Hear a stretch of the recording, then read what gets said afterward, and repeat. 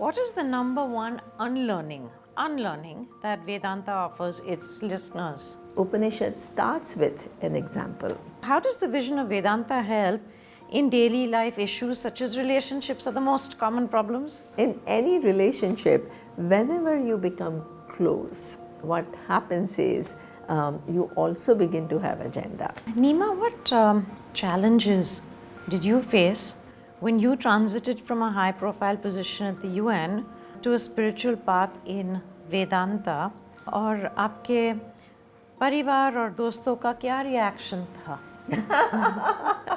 What do you think?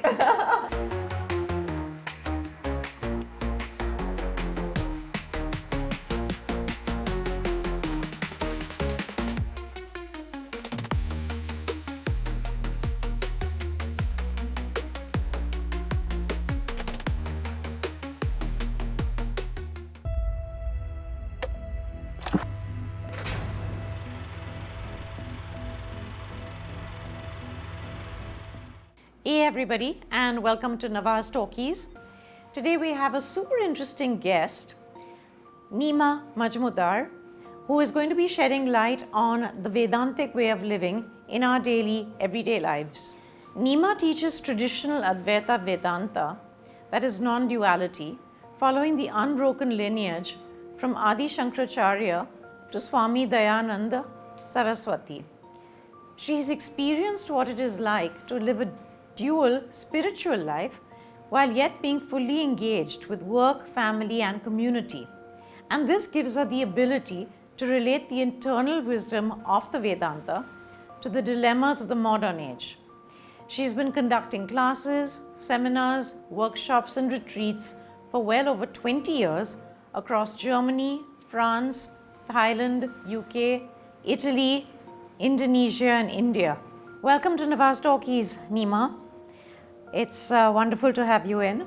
So there is so much to talk about the Vedanta. Vedanta exactly kya hai? Vedanta, literally, what it means is Veda Anta. So Vedas are these book where knowledge is given, and this is the end portion of the Vedas. So what exactly is in the end portion? So the first portion, let me first talk about the first portion.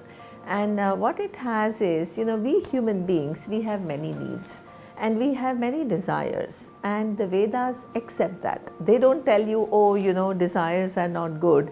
But what they say is, every desire you have, you may not be able to fulfill it, right? So you may try very hard, but for one reason or the other, things may not happen your way. So what it tells, the first section, is that what is the way out, right? How do you improve your chances of getting what you want? So two methods. One is follow dharma, because there is a larger law out there, so you cannot outsmart it. So it's better to follow it, right? In the long run, it's going to help you. So it talks about the importance of dharma in accomplishing anything that you want. And the second thing it talks about are all the prayers, because through prayers we create causes. There is a law of cause and effect. So if you have created causes, you cannot not have an effect. So prayers to enhance your chances of getting what you want. So this is the first section. And at one point in life, one may feel that no matter what I get, no matter who I become, somehow happiness eludes me. Total satisfaction eludes me. So that's when you ask a question, what next, right? What is my goal of life? I've got everything that I could possibly want, but it doesn't fill the void in me. So the second portion of the Vedas, they talk about the realities. And what realities? So the premise is that we all live in this world thinking that I'm an individual. And if this is your reality, you're really one dot in the universe. The universe is so large and you're so insignificant that you can't be a winner, right? You are up against all these huge forces and you can't control everything. So either you have to say, well, I'm a small dot in the universe and I have to deal with it. But what Vedanta says is, this is not your real identity. Your real identity body is just a vehicle.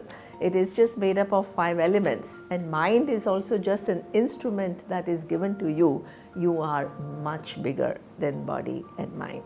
So Vedanta reveals your true nature as much bigger than what we all think. It also shows you what is the cause of the universe and what's your relationship with the cause of the universe. So it answers some of these most fundamental existential questions. That is Vedanta. So, how is the Vedanta divided? How is Okay. it structured? The structure is, it doesn't have one uniform structure. So, if you study, for example, Chandogya Upanishad, it starts with, this man who is about 21 years old. Look at the context, it's very interesting.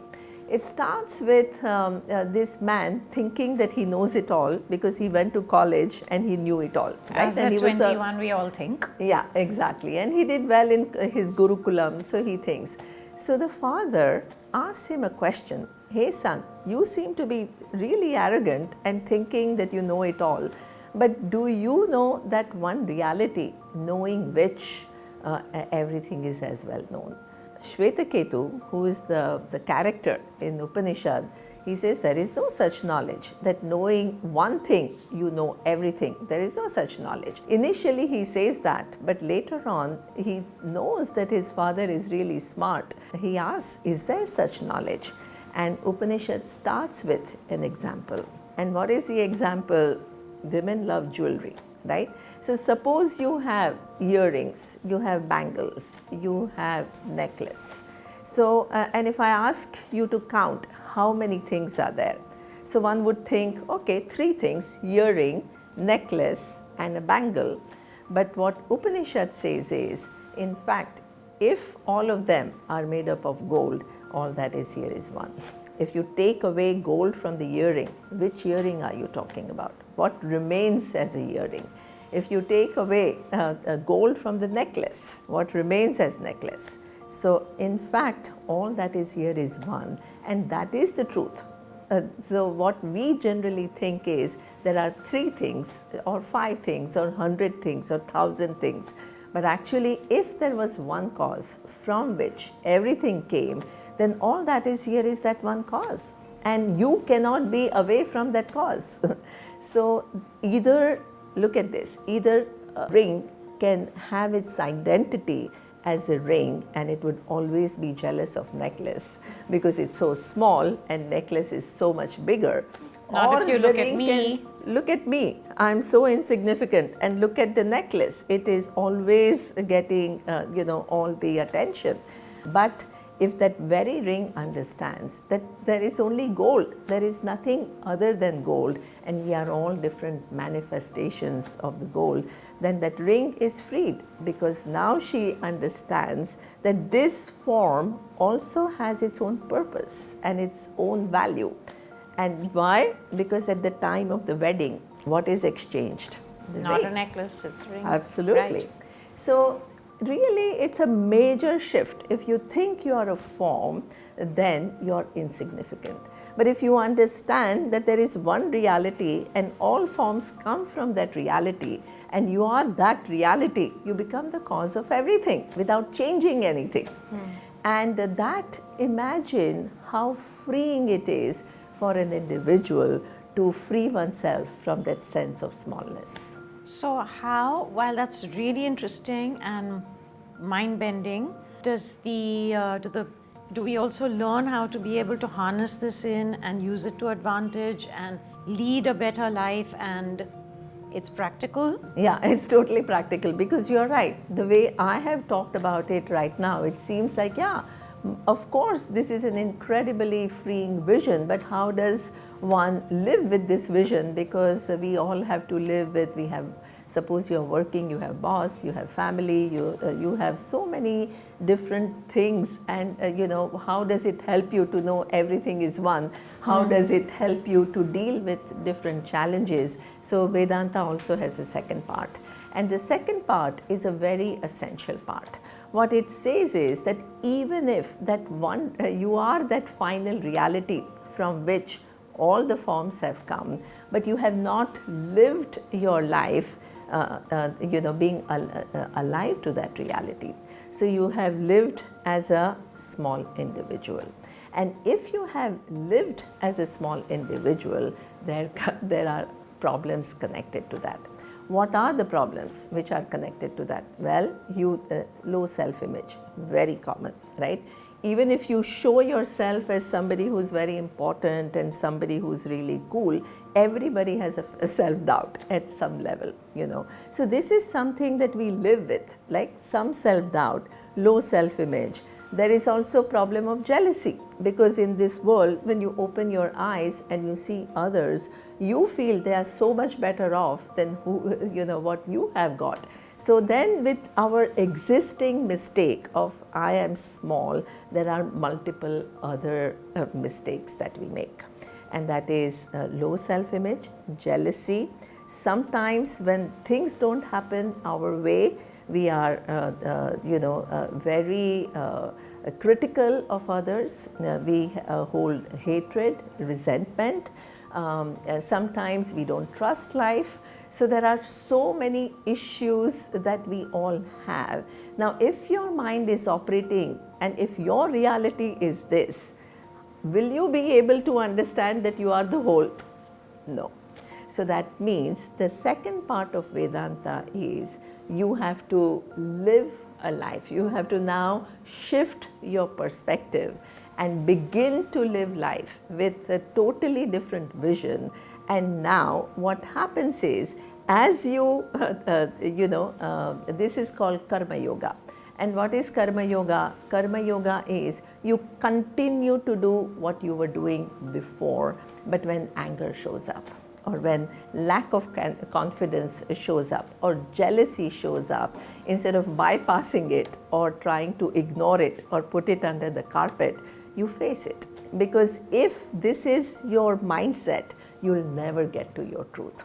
So you have no choice but to clean all this up so that your mind is able to finally see your truth so as how do you being face much it, bigger. as you say? How do you clean it up? That is the whole process. So that's the whole process. So, like how do you clean it up? You can't clean it up all at once in one day, right? As you live life, things will show up. Whatever is going on in your mind will show up. When somebody doesn't agree with you, anger will come, right? Or tendency to control will come, right? And that's when you have to recognize that, hey, this is my past pattern.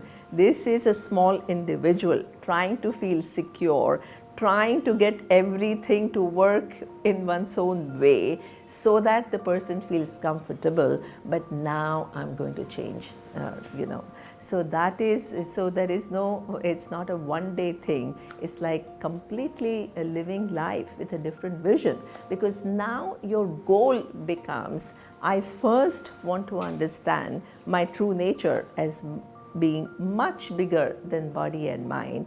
But in order to own it up, I need to change the way I think. And whenever those distortions in my thinking show up, I have to acknowledge it, I have to accept it, and I have to, without self-criticism, I have to change it, to bring it back to reality. नीमा, आपका training और background economics में है. आपको वेदांता में दिलचस्पी कैसे और कभी हुई? मेरे ग्रैंड पेरेंट्स संस्कृत स्कॉलर थे और वो रामायण ट्रांसलेट कर रहे थे संस्कृत से गुजराती में, because I am a Gujarati. So I saw that influence. So I saw my grand parents not just religious scholarly, right, and thinking and having discussions and and very deeply rooted in Vedic culture. But my father grew up during British Raj, and in school very subtly they were all told anything to do with our Vedic tradition is all orthodoxy, it is all superstitious, and now the new world, which is scientific and rational, we have to give up these ideas and we have to subscribe to the new age of thinking. So he started, he was a young kid, so obviously he bought into that. So, I saw in the same home, two totally different kinds of thoughts. One is like scholarship into our tradition, and the other total rebel. And but of course I didn't know, because I was still very young, so it didn't really matter to me. But when I went to the US for my studies, and I think I went in 80s, and at that time, at least what I thought of US is, is this developed country, your life is made if you go to the US, and when I went there, I loved it. It's not that I didn't like it, and I really studied, I learned a lot. But one thing I saw, and that is, all my co-students, who were studying with me, there was as much suffering.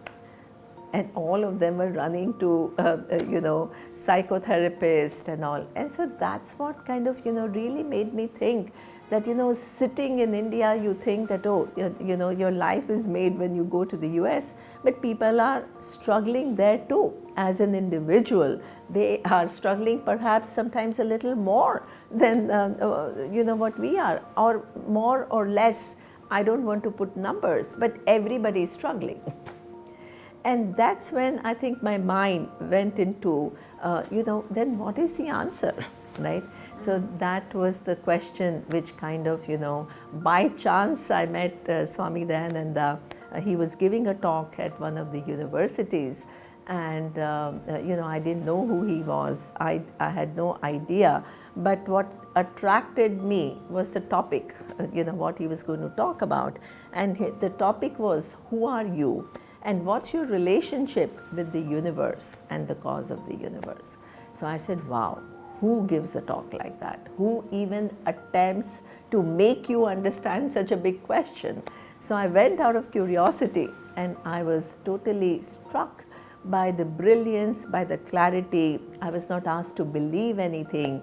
Questions were encouraged, and I was not there to follow anybody. I wanted answers, and I was encouraged to ask questions, and it was an inquiry rather than following somebody or following a tradition, and that's what attracted me. Nice. How has Vedanta changed your own understanding of success compared to the standards of achievement that you might have used when you were working as an economist at the UN? Yeah, so when you work as an economist at the UN, standard promotions, money, where you live, right? Where do you travel? These are the standard criteria for how successful you are, what car you own, where do you live. It's all that. Right. And one good thing is I've done it and I've been there. So it's not like I'm only talking about grapes are sour, that, because otherwise sometimes what happens is all of us aspire to be that person. But then under the name of spirituality, we say, oh, no, that wealth will not get you anywhere. That success will not get you anywhere. But I have done it all, and I have seen its limitation, right? Because you can have it and it's not bad. Please don't think it's bad, but it doesn't totally fulfill you. One needs to add one dimension to one's life, where you can tell yourself, I have lived a good life. I'm satisfied with my life. I have done the best that I can. And I think now this is my criteria of success. It's not about impressing others, it's not about what I have, but it's more about digging a little bit deeper and asking myself a question, am I satisfied with the way I'm living my life?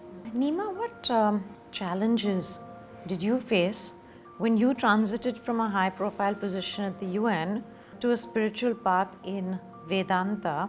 और आपके परिवार और दोस्तों का क्या reaction था? What do you think? It's because I think that I ask. Exactly.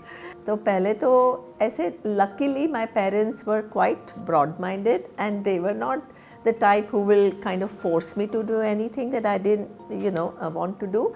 So, लेकिन my father was a thinker, So he asked me some hard questions. He asked me, अभी तो आप जा रहे हो पढ़ने के लिए, लेकिन when you graduate, right, it was a 3.5 year course, you will be in your early 30s. बाद में क्या करोगे? You have a long life ahead of you. What are you going to do with this Vedanta, leaving your job, right, and the security that comes with the job? So that is a question, right? I mean, it's a Logical, valid, absolutely. logical question, right? And the other thing that he was saying is there are so many options, right?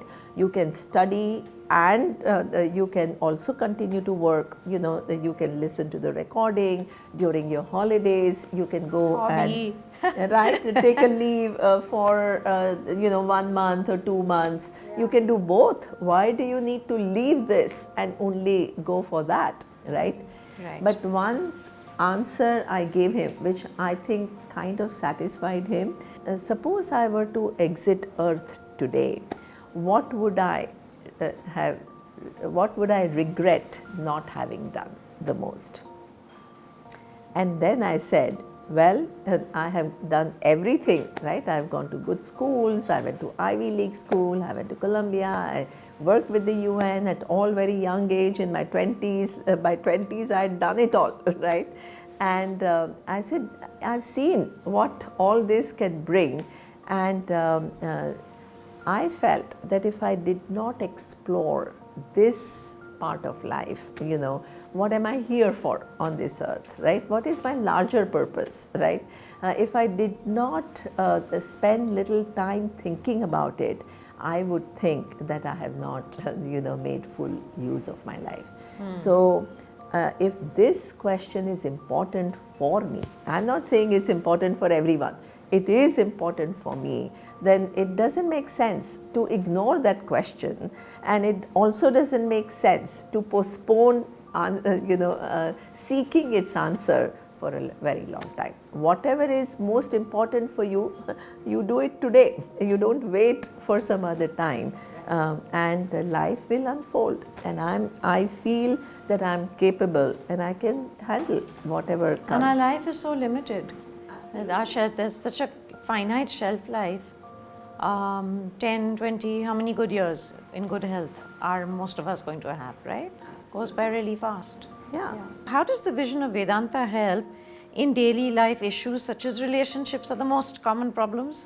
In any relationship, whenever you become close, what happens is you also begin to have agenda. So you want people, just any other person, if they don't do what you ask them to do or they have different opinion, it doesn't really bother you. But somebody who you love very much, you want them to subscribe to what you think is right, and you want them to behave in a way that satisfies you. And that's where all the problem comes, because then there is a certain manipulation, certain controlling, all of that creeps in. And as that creeps in, what happens is the person who is receiving that also begins to resist, right? So this is where all the conflicts start. So what we really do need to understand is that the key to healthy relationship is not to get people to do what you want them to do. Because if that is your main agenda in a relationship, it can never work. Because nobody can do all the time what you expect them to do. And not only they feel stifled by your demands, but they also have agenda for you and they want you to behave differently. Yeah. So each one has agenda for the other, and each one keeps trying to change the other, and each one keeps feeling frustrated, and then there is a deadlock.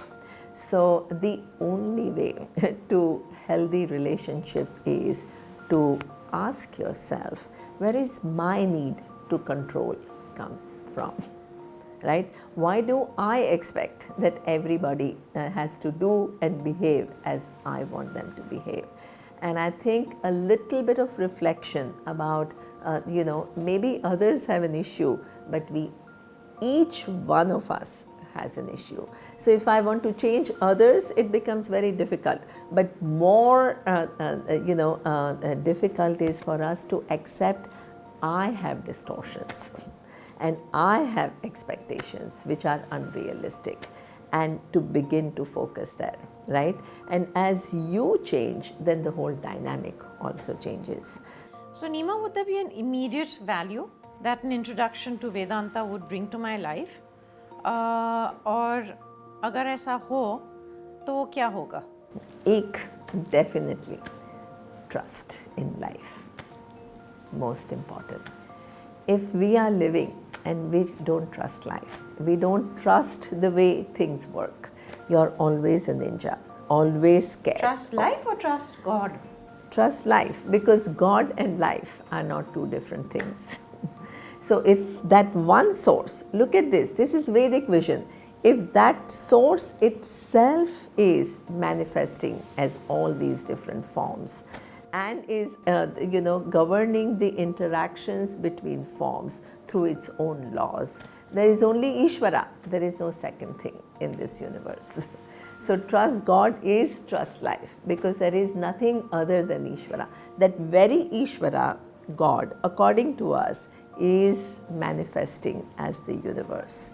So if you do that, then that's a very totally different, instead of looking at this universe as overwhelming, inimical, you actually see it as nothing but an order, one grand order, right, which is here to give you opportunities to evolve. What is the number one unlearning that Vedanta offers its listeners? The number one learning is I'm victim. I'm victim of things. This is a pet story of everybody. I'm so good and everybody else is so bad. The world is so bad. The political leaders are so bad. The economic systems are so bad. So we all create an illusion, and that me being really good, but I'm stuck because I have to deal with this evil world and people who are super confused, and and this is no way forward, because that only makes you feel miserable and helpless. And it's not even true, and it's not even true. Yeah. Absolutely. That's whole paradigm you have to break. Only then you can move forward. Neema, thank you very much. That was very enlightening on the Vedantic way of life. Learned a lot from you, as I always do, and I'm sure our listening audience will as well. Thank you for your time. Love doing this with you, and all the best. Thank you, Nawaz. Always a pleasure to talk with you.